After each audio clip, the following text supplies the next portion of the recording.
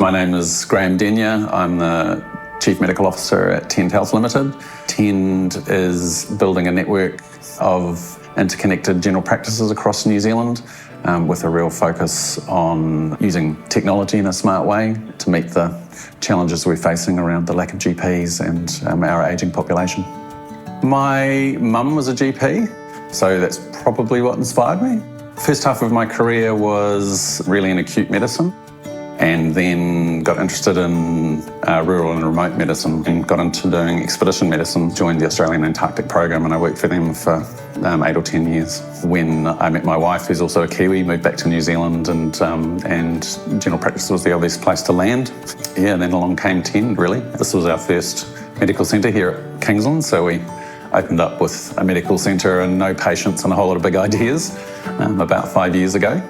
I've always really been interested in systems, medical systems, and so it was an opportunity to really try to solve some of the big curly problems that we have in primary care.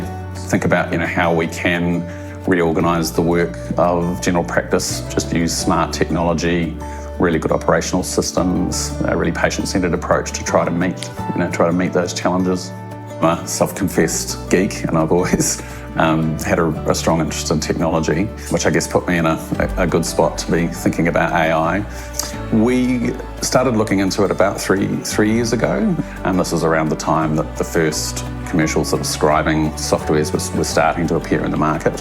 We weren't really able to satisfy ourselves that jumping in with one of those third-party products was what we really wanted to do, and so decided to build our own.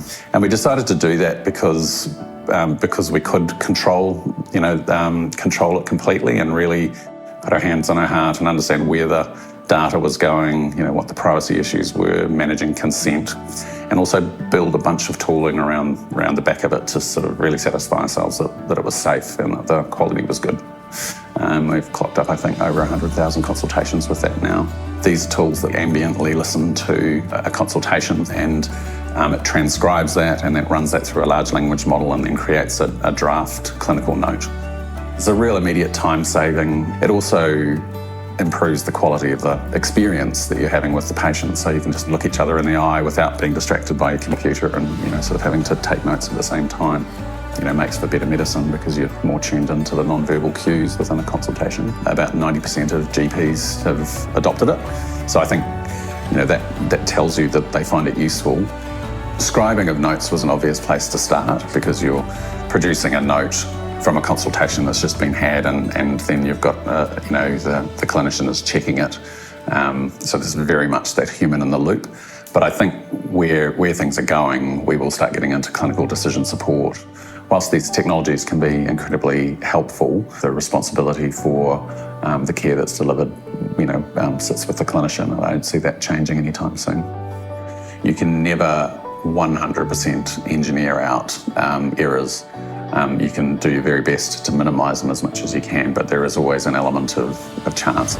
I don't necessarily see that it will de-skill us, but I think it's something we're going to have to keep a close eye on. The challenge is just how fast it is moving. It feels like every second day there's a new model or a new feature or something that is coming out, and so staying ahead of that or keeping up with it is a real challenge. I really do think there will always be a human in the process. I mean, I think particularly in primary care, my sense is that it will actually reveal what is valuable to patients and also valuable to clinicians and what is effective about the more human aspects of medicine. I'm excited about AI being a real technical leveller. It'll be like having specialist level advice available to you.